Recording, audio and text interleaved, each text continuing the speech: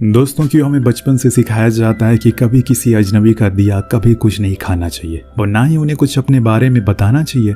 पर क्या हो अगर आप इन दोनों बातों को नज़रअंदाज कर दें। आज की कहानी एक सच्ची घटना है जो कि 16 साल की कारा रॉबिन्सन के साथ हुई है, जो हमारी और आपकी तरह एक नॉर्मल लड़की है, पर कारा दिमाग से काफ़ी मैच्योर है।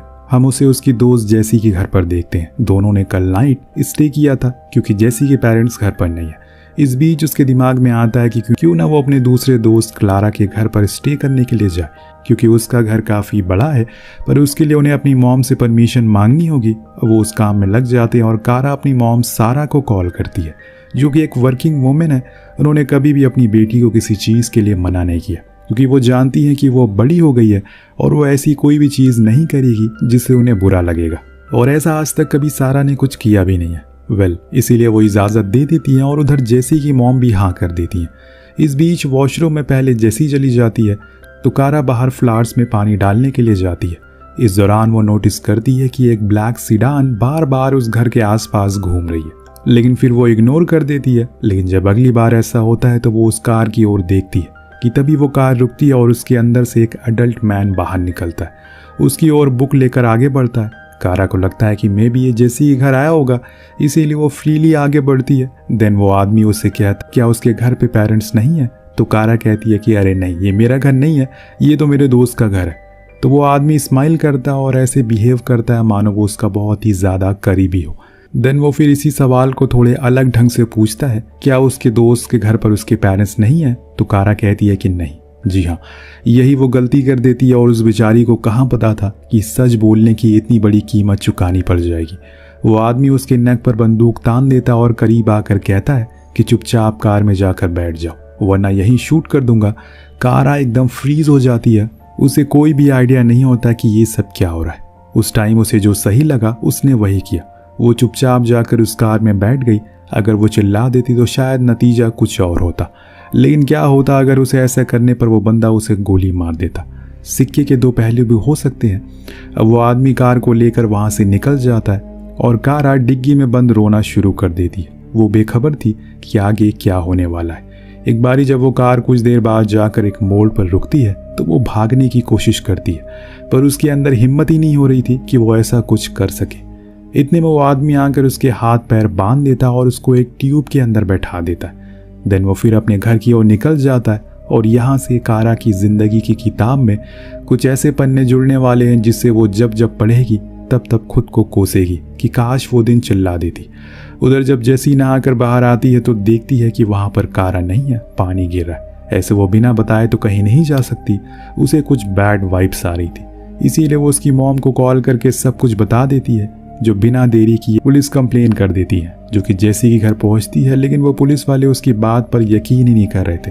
उन्हें लग रहा था कि वो खुद की मर्जी से घर से भाग गई या फिर अपने बॉयफ्रेंड के साथ कहीं चली गई। अब यहाँ सारा रायन को भी कॉल करके पूछती है, जो कारा का बॉयफ्रेंड है, पर वो इनकार करता है कि ऐसा कुछ भी नहीं हुआ। पर फिर भी वो मानने को राजी नहीं थे। उधर कारा घर पहुंच गई थी। वो आदमी उसे ट्यूब से बाहर निकालता है और बेडरूम में ले जाकर बैठा देता है, जहाँ कारा नोटिस करती है कि वहाँ पर काफ़ी अजीब सी चीज़ें पड़ी हुई है जो किसी को तकलीफ देने के काम आती है। खैर इसके बाद वो बंदा एक नोटबुक लेकर आता है, उससे सवाल करना शुरू कर देता है, जैसे कि उसके पेरेंट्स का नाम, उसके एड्रेस, उनका फ़ोन नंबर, वो कहाँ तक पढ़ी है, क्या वो वर्जिन है, सब कुछ। यहाँ तक कि वो उसके बॉडी मेजरमेंट भी पूछता है। उस आदमी की नज़रों में हम हैवानियत को अच्छे से देख पाते हैं। वो कोई कसर नहीं कर रहा था ये साबित करने में कि वो किस कदर पागल है लड़कियों के पीछे, ये जानते हुए कारा उसकी बेटी की उम्र की है। खैर कारा सब कुछ बता देती है। उसने फिर वो आदमी कहता है कि तुम्हें अब जो भी मैं कहूँगा वो मानना पड़ेगा और मुझे मिस्टर कहकर पुकारना होगा। अगर कोई भी चालाकी की, भागने की या फिर कुछ उल्टा सीधा करने की कोशिश करी तो मैं तुम्हें गोली मार दूंगा। ये सुनकर कारा डर जाती है, लेकिन फिर वो आदमी उसके साथ कुछ ऐसा करता है जिसका जख्म शायद कारा अपनी उम्र भर याद रखेगी। कारा की आंखों में आंसू थे। वो उसे बार बार रोकने की कोशिश करती है, लेकिन वो कहाँ मानने वाला था। सब कुछ हो जाने के बाद जब कारा अपने होश में आती है तो वो नोटिस करती है कि रूम में एक फीमेल कॉम है जिसमें बाल लगे हुए हैं। कुछ क्रीम है जो कि लड़कियां यूज़ करती हैं। इतना तो उसे कंफर्म हो गया था कि ज़रूर इस घर में लड़की है। अब इसके बाद वो उसे बाहर सोफे पर ले जाकर बैठा देता है और उसके साथ कुछ अडल्ट मूवीज़ देखता है। अब इस बीच कारा थोड़ा सोचना शुरू कर देती है कि कैसे उसे अब यहाँ से बाहर जाना है, क्योंकि जितना टाइम वो यहाँ पर गुजारेगी उसके लिए उतना ही बुरा होगा। वो बंदा तो उसके साथ परछाई की तरह चल रहा है, बस गैप मिल रहा है तो 2 या 3 मिनट का, लेकिन इतना गैप उसके लिए काफ़ी नहीं है। अब यहाँ कारा सही मौके का इंतज़ार कर रही थी, सही समय का। वो पहले उसके बारे में जानना चाहती है कि आखिर उसका नाम क्या है, वो क्या करता है, ऐसा क्यों कर रहा है। इसीलिए वो उसे बातें करना शुरू करती है, ऐसा प्रिटेंड करती है कि उसे ये सब अच्छा लग रहा है, उसे मज़ा आ रहा है। इसीलिए वो अपना नाम जॉनी बताता है और वो एक शॉप ओनर है।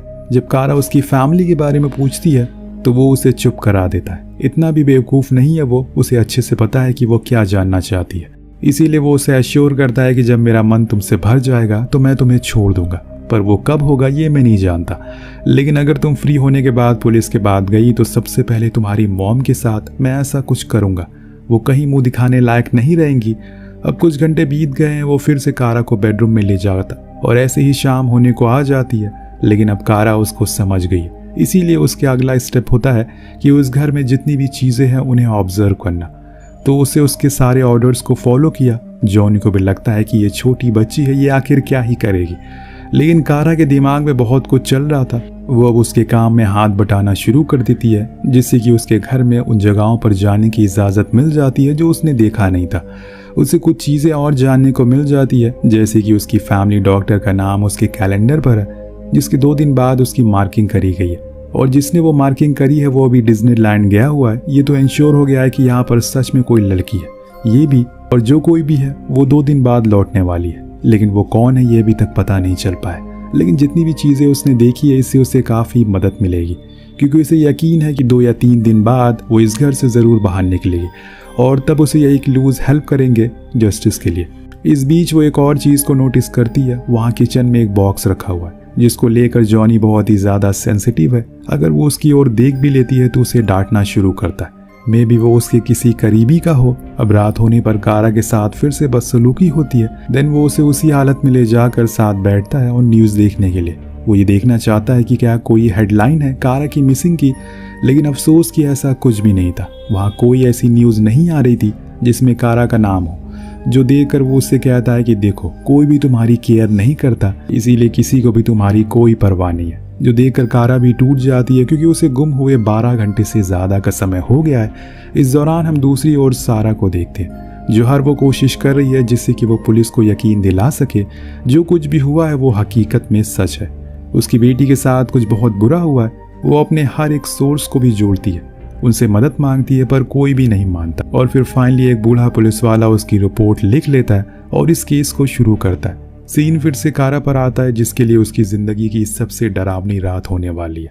जॉनी उसे वॉशरूम जाने देता है, वो भी अकेले। उसके लिए ये सही मौका था भागने का, लेकिन न जाने क्यों वो ऐसा नहीं करती। शायद ये सही टाइम नहीं है, रात भी काफ़ी हो गई और वो बाहर जाकर किससे मदद मांगेगी। इसीलिए वो सुबह का इंतज़ार करती है, पर ज़्यादा देर वॉशरूम में टाइम बिताने के बाद जॉनी उसके ऊपर और अत्याचार करता है और उसे फिर से उसी टब में बंद कर देता और बंदूक उसके सर पर रखकर धमकाता है कि अगर कोई भी चालाकी की तो मैंने सब कुछ रिकॉर्ड किया हुआ है, वो सब मैं लीक कर दूंगा। कारा माफ़ी मांगती है, पर उसकी सज़ा तो उसे मिलती है। जॉनी उसे वो कुछ अजीब सी चीज़ों से तकलीफ देता है, उसके साथ बदसलूकी करता है, देन उसके हाथ पैर को बांध देता है, खुद के करीब सुला लेता है। अब कारा को कुछ ही देर में नींद आ जाती है, क्योंकि आज पूरे दिन उसने बहुत झेला है। पर सुबह होते ही वो एकदम एक्टिव हो जाती है। वो नोटिस करती है कि जॉनी अभी भी सो रहा है और वो भी बेखबर नींद में। यही सही मौका, अगर उसने कुछ नहीं किया तो वो हमेशा खुद को कोसती रहेगी। इसीलिए वो जैसे तैसे करके बिना कोई आवाज़ के उस हैंडकफ के स्क्रू को ढीला कर लेती है और फिर अपने हाथों की मदद से अपने पैरों को आज़ाद कर देती है। पर अभी उसके लिए सबसे बड़ी मुसीबत है मेन गेट पर, जिसे एक बड़े से वुडन ब्लॉक से बंद कर रखा है। लेकिन वो कहते हैं ना कि जब मुसीबत हो तो वो गधा भी शेर बन जाता है। इंसान की ये फितरत है, वो जब किसी ऐसी मुसीबत में होता है तो अपनी उस ताकत का इस्तेमाल करता है जो उसने पूरी ज़िंदगी बचा कर रखी थी। यहाँ कारा भी वही इस्तेमाल करती है और पूरी जान लगाकर उस वुडन ब्लॉक को हटा देती है, जिससे कि फाइनली वो गेट खुल जाता और वो अब खुले आसमान के नीचे थी। पर अभी उसके लिए खुश होने का टाइम नहीं है, क्योंकि किसी भी समय जॉनी उठ सकता है और वो इतना पागल है कि अगर उसने उसे भागते हुए देख लिया तो पीछे से ही गोली मार देगा। इसीलिए कारा फौरन रोड के पास जाती है और एक करीब आती हुई कार को देखकर उसे रोकती है। अंदर बैठे लोगों से मदद मांगती है। वो मान जाते हैं। दिन अगले सीन में हम कारा को पुलिस स्टेशन में देखते हैं। वहाँ सब ऐसे बिहेव कर रहे थे जैसे कि उसे कोई जानता ही ना हो। सभी से कहती है कि वो पिछले 18 घंटों से गायब है, वो क्या कर रहे हो आप लोग। इसके बाद वो उनसे सब कुछ बताती है और फिर सारा को भी कॉल करके इन्फॉर्म कर दिया जाता है। पर अभी सबसे ज़्यादा ज़रूरी था जॉनी को पकड़ना, इसीलिए वो लोग कारा को लेकर उस घर के पास जाते हैं जिसका एड्रेस वो लोग बताते हैं जो कारा को यहाँ तक लेकर आए थे। वहाँ पुलिस एक बंदे से पूछताछ करते हैं। उनके मुताबिक वहाँ पर ऐसा कोई भी आदमी नहीं रहता। कारा कार से बाहर आती है और कहती है कि उसके पास बहुत सारे बर्ड हैं, वो हमेशा अपनी खिड़की को बंद करके रखता है। एक ब्लैक सीडान भी है उसके पास। दिन वो आदमी समझ जाता है कि वो किसकी बात कर रही है, तो वो उसे उसके घर के पास लेकर जाता है। लेकिन तब तक दोस्तों वो भाग चुका था, जो कि ऑब्वियसली होना ही था, क्योंकि वो जब सोकर उठा होगा तो सबसे पहले उसने कारा को ही ढूंढा होगा। खैर, अब पुलिस कारा को उस अपार्टमेंट में रह रहे सभी लोगों की फोटोज को दिखाती है जिससे कि उसकी पहचान हो सके, जिसमें से वो उसे भी पहचान जाती है। तब हमें पता चलता है कि उसका असली नाम रिचर्ड है, ना कि जॉनी, और वो यहाँ पर अपनी पत्नी के साथ रहता है। सब कुछ कंफर्म होने के बाद घर की तलाशी ली जाती है। कारा के बताई हुई सारी चीज़ सच होती है, सब कुछ वैसा का वैसा था। और फिर दोस्तों बारी आती है उस बॉक्स की जिसको लेकर रिचर्ड बहुत ही ज़्यादा सेंसिटिव था। जब पुलिस उसको खोलती है तो उसके तो होश ही उड़ जाते हैं। दरअसल कारा पहली विक्टिम नहीं थी जो ये सब झेल रही थी। उस बक्से में न जाने कितनी से कितनी उम्र की लड़कियों के सपने टूटे हुए रखे हुए थे जिन्हें रिचर्ड ने हर दिन तकलीफ दी थी, जिसमें न जाने कितनों ने खुद को मार लिया होगा या फिर रिचर्ड ने मार दिया होगा। कुछ न्यूज़पेपर कटिंग भी मिलती है पुलिस को जिसमें उसके बारे में प्रिंट था, जो कि सालों पहले मिसिंग थी। अब इस केस की सीरियसनेस को देखकर एक नया ऑफिसर इसमें ज्वाइन करता है, जिसके आने से काम और भी तेज हो गया था। उधर कारा को हॉस्पिटल लाया जाता है ये जानने के लिए कि कहीं कोई इंजरी तो नहीं हुई है, पर ऐसा कुछ नहीं था, शुक्र है। पर वो जख्म का क्या जो अंदरूनी है वो कब तक भरेगा, यही सवाल कारा के मन में बार बार आए जा रहा है। जब वो अपनी माँ से मिलती है तो वो जोर से गले लगते हैं और खूब रोते हैं। इस बीच वहाँ पर एक लेडी कॉप आकर कुछ और चीज़ें जानती है, जैसे कि उसने क्या क्या देखा। तो कारा सब कुछ डिटेल वाइज बताने लगती है। यहाँ तक उसे उसकी फैमिली डॉक्टर का नंबर भी याद है, जो देखकर सारा को यकीन नहीं होता कि उसकी बेटी इतनी बड़ी हो गई है। उन्हें उस पर बहुत गर्व होता है क्योंकि उसकी बहादुरी के कारण ही वो आज आज़ाद है। उधर ऑफिसर को इन्वेस्टिगेशन के दौरान वही नोटबुक मिलती है जिसमें उसने कारा के बारे में लिखा था, पर जब उन्होंने उसके पन्ने पलटे तो 2 और लड़कियों के किस्से उसमें लिखे थे जिनकी किस्मत कारा जैसी अच्छी नहीं थी, पर उम्र वही थी।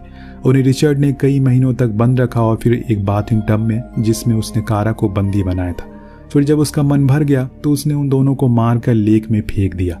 ये सब पिछले 5 सालों से चल रहा है। अब ऑफिसर को ये सब जानकर यकीन ही नहीं हो रहा था। उन्हें तो हर बार यही लगता है कि ये कोई टीनेजर की शरारत होगी, शायद किसी लड़के के साथ वो भाग गई होगी, पर अंत में उन्हें बस लाश ही मिलती थी जिसकी सजा कोई और बंदा चुका रहा है। जो असली कातिल है वो अभी तक आज़ाद घूम रहा है। कुछ घंटों के बाद उन्हें रिचर्ड के बैकग्राउंड के बारे में पता चलता है, तो वो सबसे पहले उसकी माँ के घर पहुंचते हैं, जहाँ उन्हें उसकी वो ब्लैक कार भी मिल जाती है और उसकी वाइफ जेनेलिया भी, जो कि वही थी।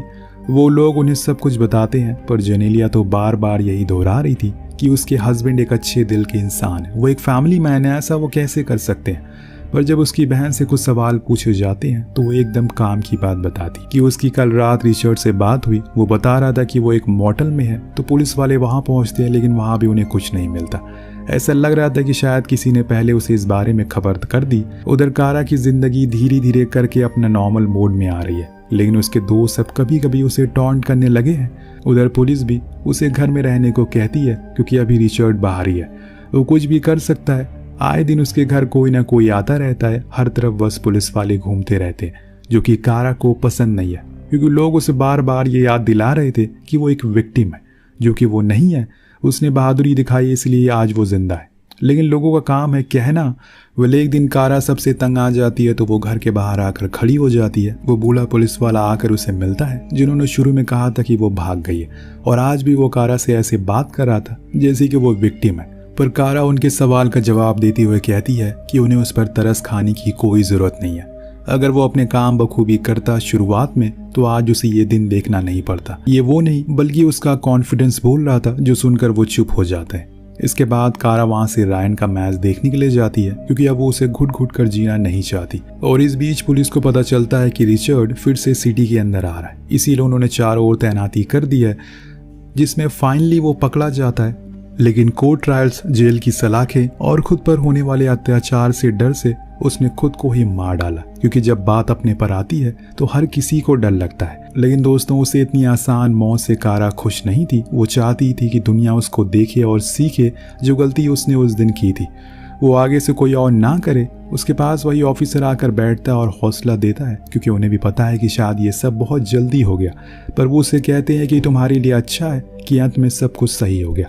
लेकिन कारा मन ही मन सोच रही है कि आखिर और कितने साल लगेंगे उसे इन सब को भुलाने में, जिसका जवाब उसे भी नहीं पता, क्योंकि ये कुछ ऐसी यादें हैं जो उसे हर दिन, हर महीने, हर साल कभी न कभी ज़रूर याद आएंगी और उसको इसे हैंडल करना ही होगा। पर वो रेडी है। वो अपनी मॉम से कहती है कि वो कोशिश करेगी और करके दिखाएगी। वो बहादुर है, डरपोक नहीं है। जिसके साथ इस कहानी का यहीं पर अंत होता है। दोस्तों, ये पूरी कहानी साल 2002 में अमेरिका में हुई एक सच्ची घटना पर आधारित है, जिसमें कारा नाम की 15 साल की लड़की जो 17 घंटों तक, जिसको एक 43 साल के आदमी ने अपने घर में कैद रखा, उसके साथ बदसलूकी से मारा पीटा, उसके साथ गलत काम किया और वो उसे भी मानना चाहता था जैसे उसने औरों के साथ किया, लेकिन वह बच गई। जिसके बाद उसने अपनी पूरी कहानी पूरी दुनिया के सामने बयां करी। आपको कहानी कैसी लगी नीचे कमेंट करके जरूर बताएगा। मिलते हैं अगले वीडियो में। Thank you so much watching. Peace out.